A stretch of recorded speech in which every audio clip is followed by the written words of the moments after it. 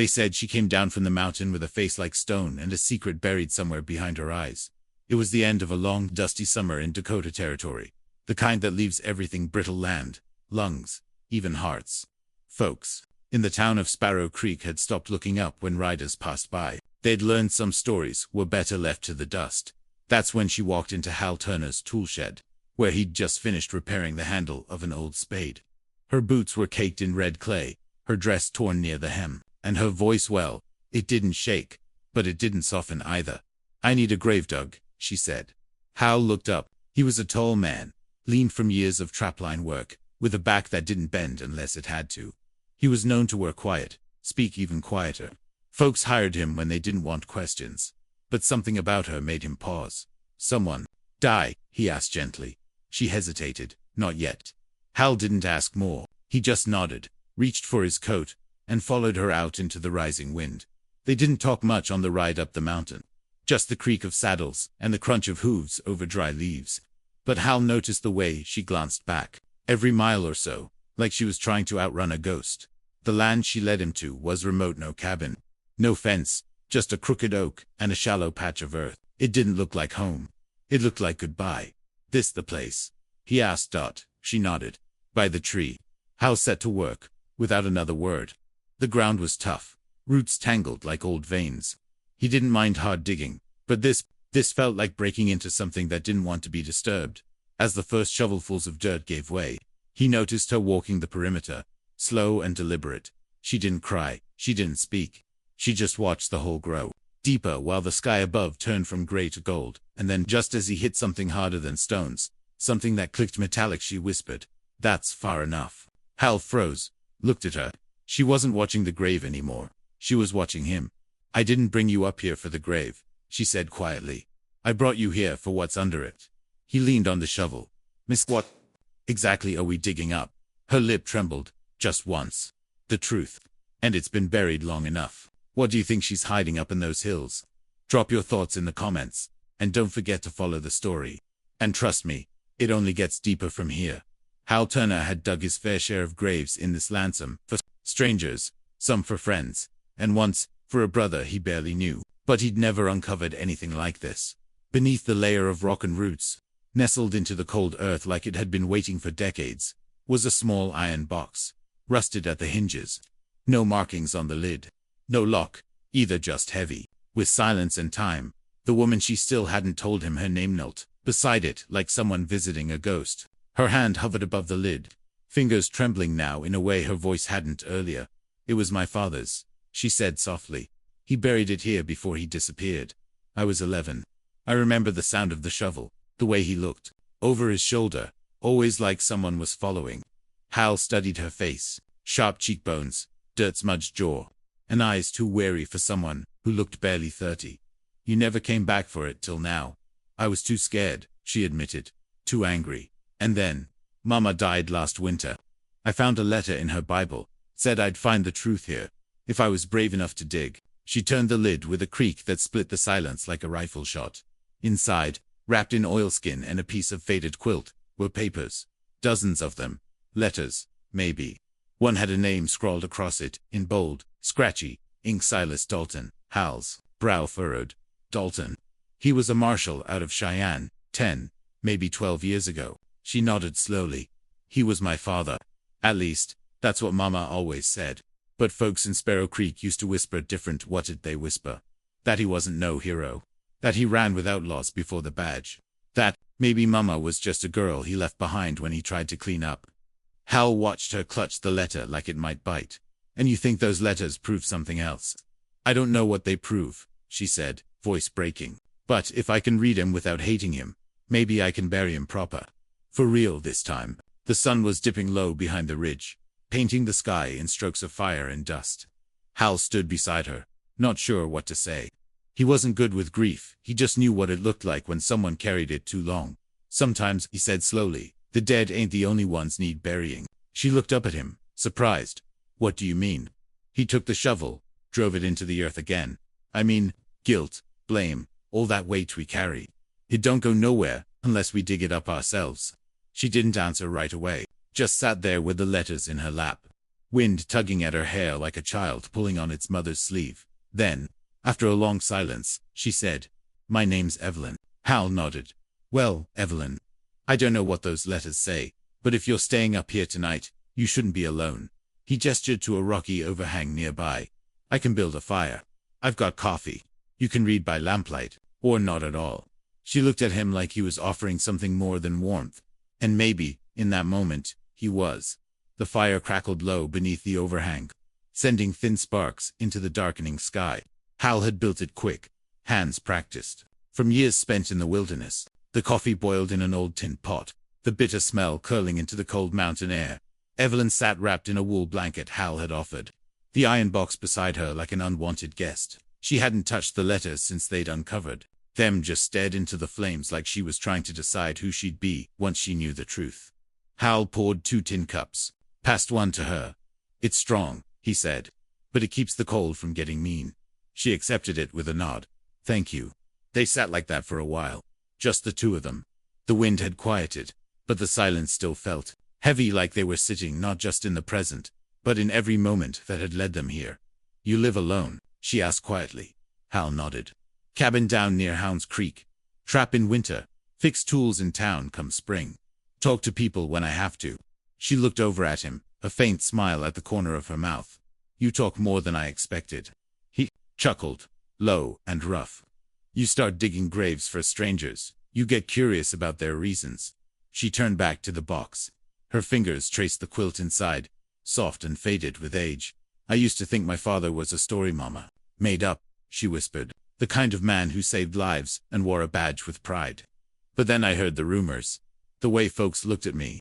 I don't know what's worse, thinking he was never real, or realizing he was, and maybe wasn't good." Hal looked at her, his face lit by the fire's soft orange glow. "You can be both, you know. A good man, and one who did bad things."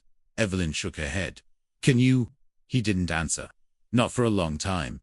Then finally he said, "I was 17 when I left home. Took my PA's horse, and never looked back. He was a cruel man, made my ma small, just by breathing." Evelyn looked up.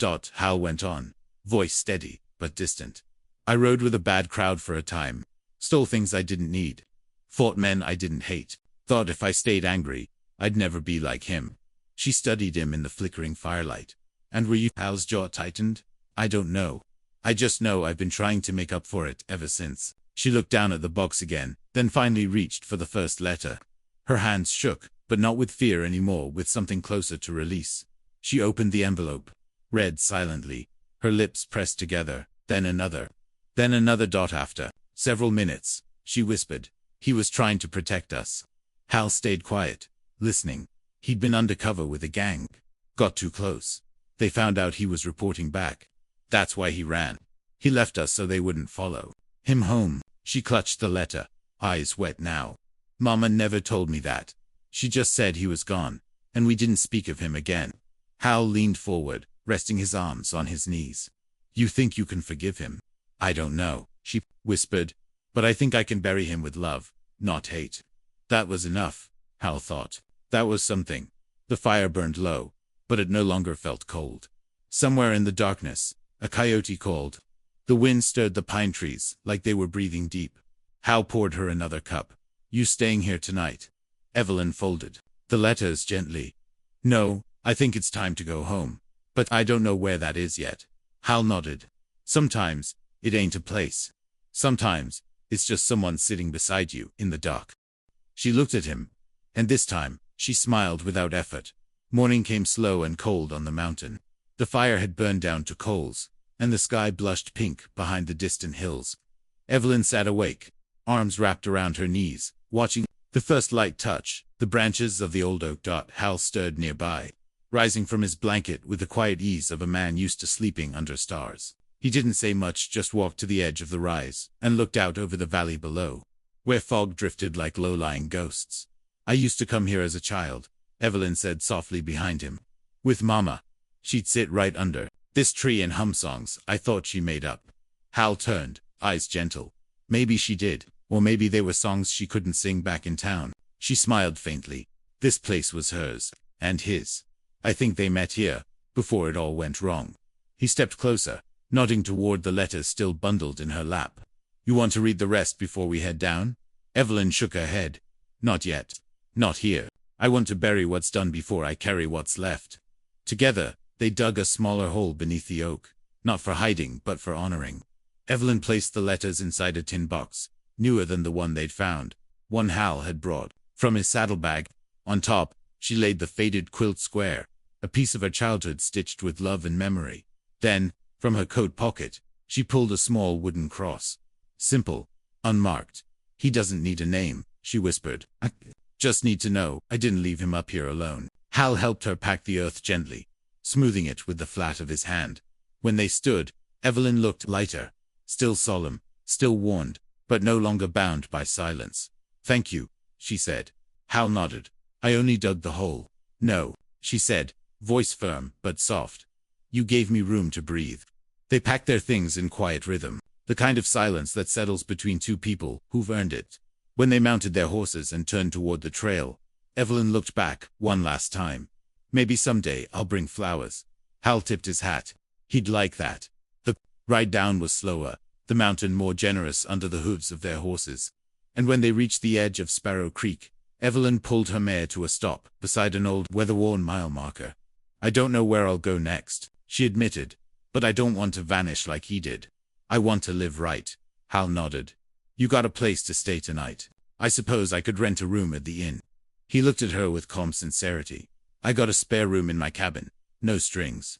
Just quiet. A warm fire, and maybe a little more coffee. Evelyn smiled. You always offer coffee to women who bring you up a mountain to dig for ghosts. He smiled back. Only the ones who stay to bury them. The ride to Hal's cabin took most of the afternoon, winding through meadows that rolled like lazy waves and woods that whispered when the wind passed through. Evelyn stayed quiet, her gaze scanning the trees like she was seeing the world new. Maybe she was. Hal didn't push for words. He rode beside her, one hand easy on the reins, the other resting near the rifle slung over his saddle knot. Out of fear, just habit. That's how life was out here. You carried what might be needed, even when you hoped you wouldn't need it. His cabin stood just beyond a bend in the creek, nestled into a thicket of pine and birch. Smoke curled gently from the chimney, and the woodpile stood high against the back wall. A porch wrapped around one side, weather-worn but sturdy, with a single rocking chair swaying in the breeze like someone had just stepped away. It's beautiful, Evelyn said. Surprised, Hal shrugged. It does the job. He helped her down from the saddle, then led both horses to the small corral. Evelyn followed, her boots crunching softly on gravel and pine needles. Inside, the cabin was simple. Worn rugs over plank floors, a table with mismatched chairs, a fireplace filled with slow-burning embers, a rifle on the mantel, and shelves lined with old books, a few tin cups, and a small framed photo of a boy who looked a lot like Hal. Evelyn paused at it. Your brother. Hal gave a small nod. He died young. Fever. We buried him under an apple tree back east. She didn't ask more. Some grief, she knew. Didn't like too much company. Hal gestured to a door at the back. You can take that room. Bed's clean. Window faces the creek if you like the sound of water. I do, she said softly. That night, they ate a simple meal: salt pork, potatoes, bread hard enough to break teeth. But Evelyn didn't mind. The fire was warm, and the silence between them felt comfortable. After dinner, she took out the remaining letters. She didn't read them aloud, but her face changed as she did, brows furrowed, mouth set firm, then slowly softening. Finally, she looked up. He was going to turn himself in. My father. He'd written a confession to the marshal in Cheyenne. Said he couldn't live with what he'd done in the gang. That he didn't want to raise a daughter in a lie. Hal leaned back in his chair. Sounds like he had more courage than most. He never mailed it, she said. He buried it with the rest. Maybe he lost his nerve. Or maybe he knew it wouldn't matter. Hal studied her. But it mattered. To you, she nodded. Yeah, it does. Then, almost as an afterthought, she added, there's one letter to my mother. It talks about a man named Quinn. He was the gang's leader. My father was terrified of him. Said if anything ever happened, Quinn would come looking for what he left behind. Hal's jaw tightened slightly. That name's familiar. There were rumors years ago about a man named Quinn running stolen guns through these parts. You think he's still out there? Maybe. Or maybe he's just a name your father couldn't forget. She looked into the fire, the orange glow flickering in her eyes. I don't want to spend my life running from ghosts. But if someone's still out there looking, you won't face it alone, Hal said, his voice low but certain. Not anymore. She looked at him, and something passed between them. Not romance, not yet, but recognition, of pain shared. Of walls beginning to lower. Outside. Snow had begun to fall, light and silent. The world beyond the cabin was turning white. Have you ever felt peace and fear all at once, like healing and danger were walking hand in hand? Let me know your thoughts in the comments. And stay with us. And if this story has touched something in you, consider subscribing to follow where it leads. Sometimes healing comes in the most unexpected ways. The snow kept falling through the night, quiet, steady, like the world itself was trying to soften its edges. By morning, a pale blanket covered the trees, the roof, even the saddle that hung beneath the porch. Evelyn woke to the sound of water running beneath the frozen crust of the creek. She stood at the small window, wrapped in a quilt, watching the sky turn from silver to blue. For the first time in years, she felt still. Hal was already up, splitting kindling in the yard, steam rising from his breath. She watched him for a while, his movements methodical, patient, the kind of man who didn't talk much because he didn't need to. Later, they ate breakfast together. Cornbread, eggs, thick slices of bacon crisped in the pan. The kind of meal that fills the belly and leaves room for silence. Then came the knock. It was soft, not urgent. But in a place like this, where no one visits, unless they have reason, it might as well have been a gunshot. Hal's eyes flicked to Evelyn's. Then he stood slowly, his boots heavy on the wood floor. He opened the door. A man stood there, bundled in a brown trailcoat, face obscured by a wide hat and a scarf pulled high against the cold. A horse waited behind him, steaming in the chill. "Morning," the man said. His voice was rough, like gravel rolled in whiskey. Hal nodded once. "Help you with something?" The man's eyes swept past Hal, just briefly, just enough to see inside. "I was looking for the road to Clearwater Ridge," he said. Got turned around in the snow. Hal didn't move. "Clearwater's east, 2 ridges over. You missed the fork." The man squinted. "That's so." "Sure is." There was a long pause. Too long. Then the stranger tipped his hat, said, "Appreciate it," and turned back toward his horse. When Hal closed the door, his jaw was tight. "You know him?" Evelyn asked. Hal shook his head. "No, but he didn't come for directions." She stood, arms crossed over her chest. "You think it's Quinn?" "I think," Hal said carefully, "that whoever he is, he's not lost. And he saw you." The warmth from the fire suddenly felt too far away. "I thought this was over," Evelyn whispered. "I thought burying the letters would bury the danger." "Sometimes danger don't care what you bury," Hal replied. "It just wants to know what's still alive." They sat in silence for a moment, the wind brushing against the windows like cold breath. Then Evelyn said something she hadn't said since they met. "I'm scared." Hal didn't offer comfort he hadn't earned. He didn't say she'd be fine or that it would pass. He just nodded. "Then we stay alert. We don't run. And we don't let fear decide who we are." Outside, the stranger rode away slowly, his tracks pressing deep into the snow. But neither of them believed he was gone for good. By noon, the snow had stopped, but its silence remained. Evelyn stood on the porch, her breath forming soft clouds. In the cold, she followed the hoofprints from the stranger's horse, as far as the edge of the tree line. They didn't veer toward Clearwater Ridge. They circled, then vanished. Hal joined her, rifle slung over his shoulder, eyes narrowed beneath the brim of his hat. "He doubled back," he said quietly. Evelyn nodded. "He wasn't just passing through." "No," Hal replied. "He was scouting." They went back inside, and for the first time since she arrived, Hal bolted the cabin door. Evelyn didn't like the feeling. She'd been running for most of her life, sometimes from people, sometimes from questions, but this was the first time she felt someone was hunting her for the answers she didn't even know she carried.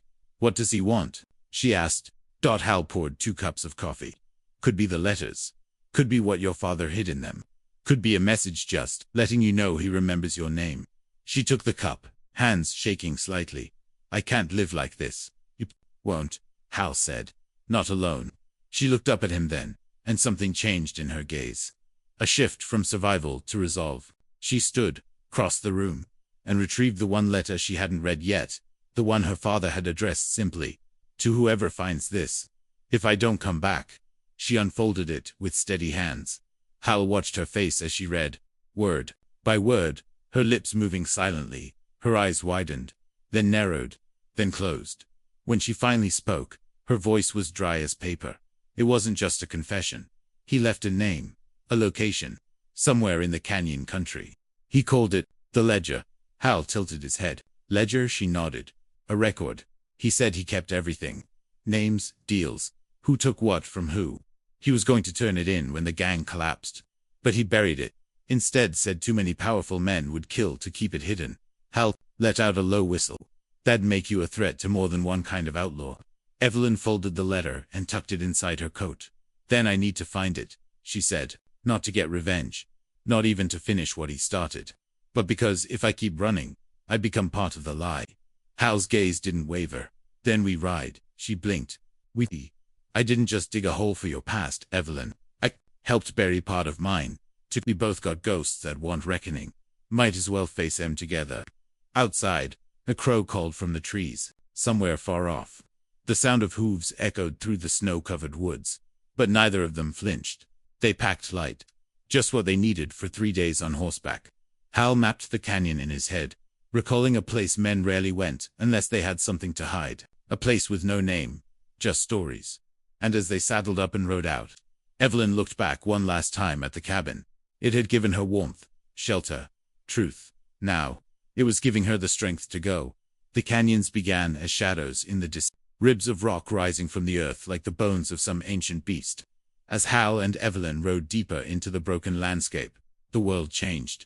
Trees thinned, the air turned dry, and sound itself began to vanish, swallowed up by the high stone walls. Evelyn had never been in country like this. The trail twisted between cliffs so narrow, the horses had to walk single file.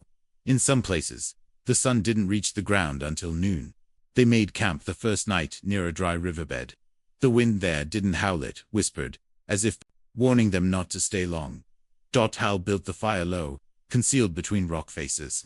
Evelyn sat across from him, hugging her knees, staring into the flames. Her face was drawn, her eyes heavy, but there was a kind of strength there, now like something had locked into place deep within her. You sure this is the place? Hal asked, voice quiet in the canyon. Hush. She pulled the letter from her coat. Read it again in the firelight. He said the ledger was hidden where the sun breaks the stone at noon. That he marked the spot with 3 notches on a cottonwood tree, by a split in the rock. It's near here, I can feel it. Hal nodded. Then tomorrow, we search. Evelyn hesitated. You ever think we won't find it? That maybe this whole thing is just grief? He looked at her a long moment. Maybe. But I'd rather follow a ghost with a name than live haunted by questions. That night, sleep came hard. Coyotes cried in the distance, and more than once, Evelyn thought she heard the shuffle of footsteps, too steady to be animal. But when she stepped outside the circle of firelight, the canyon offered nothing but wind and stone. At first light, they saddled up again. It was Hal who spotted it, a lone cottonwood tree, near a narrow cut in the rock, its roots twisted into the canyon wall like they were holding something in. He rode up slow, dismounted, and touched the bark. 3 notches, weather-worn, but clear. This is it, he said. Evelyn slipped from the saddle, heart pounding. They searched near the base, moving aside rocks, brushing away years of dust. Then Hal struck something hollow. Wood, a box, buried beneath layers of stone and time. He pulled it free, slow and careful. Evelyn opened the lid with trembling hands.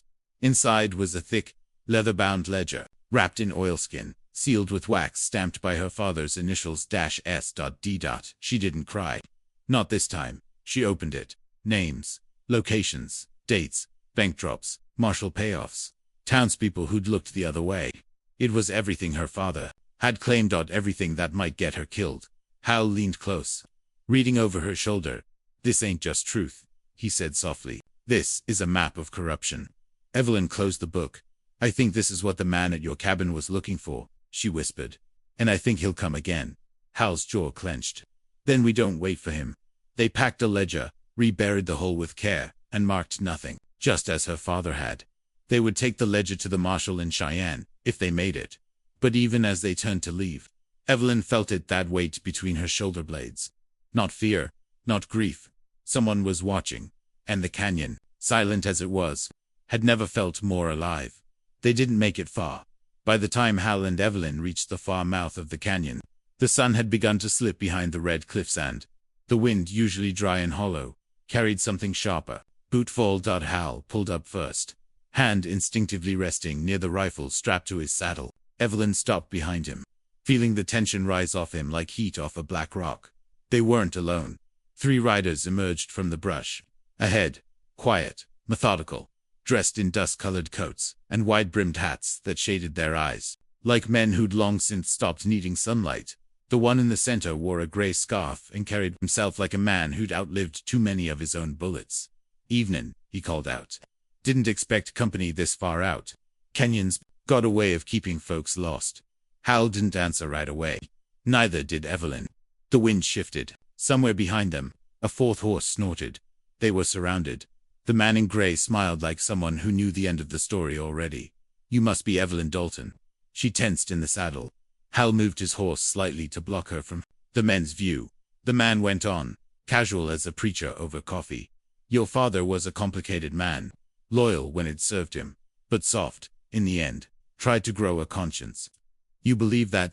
Evelyn's voice, when it came, was low and steady. "I believe he died trying to do what was right." "Sure he did," the man said, tapping his gloved fingers on his saddle horn. "And he left behind something valuable. Ledger, maybe. Truth, depending on who you ask." Hal spoke then, voice hard as canyon rock. "Whatever you came for, you're not getting it." The man's smile faded. "Then I guess that means we've got ourselves a situation." For a moment, the only sound was the creak of saddles and the breath of the horses. Then the first shot rang out. Hal's rifle was already swinging from his shoulder before the echo finished. He fired once, taking the man to the left clean off his horse. Evelyn ducked behind a boulder as gunfire sparked off stone and saddle alike. It wasn't a drawn-out battle. It never was. Not out here. Hal dropped the second man with a shot to the chest. The third gray scarf ran for cover, but not fast enough. A bullet from Evelyn's pistol clipped his leg and sent him sprawling into the dust. Silence returned like a curtain. Hal approached slowly, gun raised. The wounded man gritted his teeth, blood soaking through his pants. "You don't know what that book means," he growled. Evelyn stood beside Hal now, breath ragged. "I think I do. It means my father wasn't the villain you tried to make him." The man spat. "He wasn't a hero either. Neither are you." "No," Evelyn said.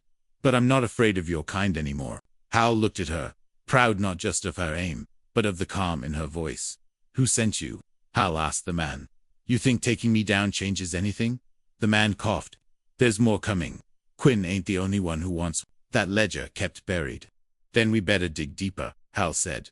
They tied the man's hands, left the bodies where they lay. The canyon would take care of the rest by nightfall. They were moving again faster now, cutting across land only outlaws and ghosts had mapped. Evelyn kept the ledger close, but more than that, she carried something else, proof that she could face what hunted her, and not back down. Hal rode beside her, silent but steady, like a wall she could lean against in a storm. They didn't speak until they reached the rise that overlooked the dark plains, stretching toward Cheyenne.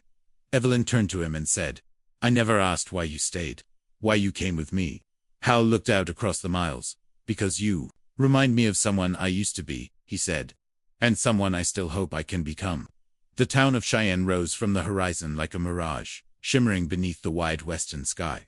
Evelyn had only passed through once before, as a child, clinging to her mother's hand, but now, she rode into it, with dust in her hair, blood dried on her coat sleeve, and a fire in her heart she hadn't known she was capable of carrying.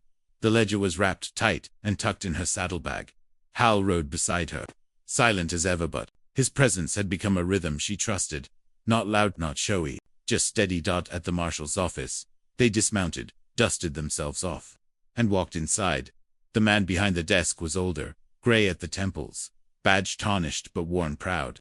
He looked up at them with a tired expression that sharpened. When Evelyn set the ledger down on the desk, "What's this?" he asked.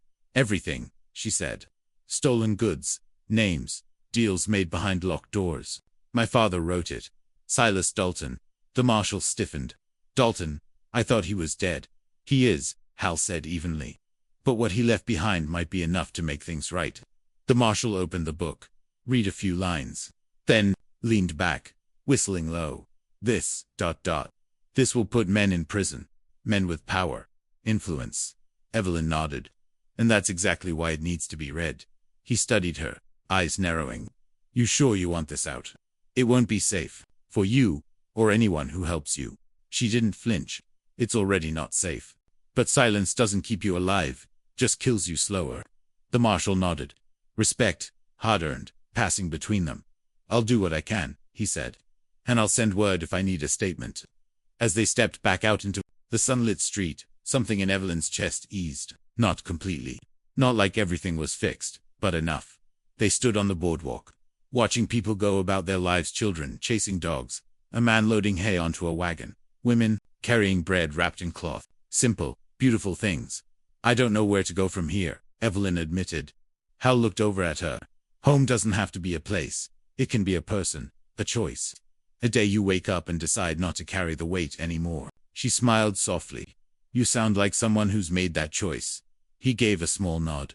Still making it. Every morning she reached into her coat, pulled out one last letter, one she hadn't opened until this morning. It was addressed, not to her mother, not to the marshal, but to her. In her father's slanted hand. The final line read, I hope someday you'll stop running not from the truth, but toward the life you deserve. She folded it gently, tucked it back into her pocket. I'm not running anymore, she whispered, and I'm not hiding. Hal touched the brim of his hat. Then maybe we ride on a little further.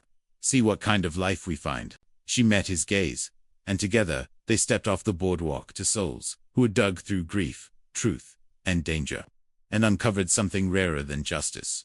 Hope some stories don't end with vengeance or glory, they end with peace. If Evelyn's journey moved you, I'd love to hear your thoughts below.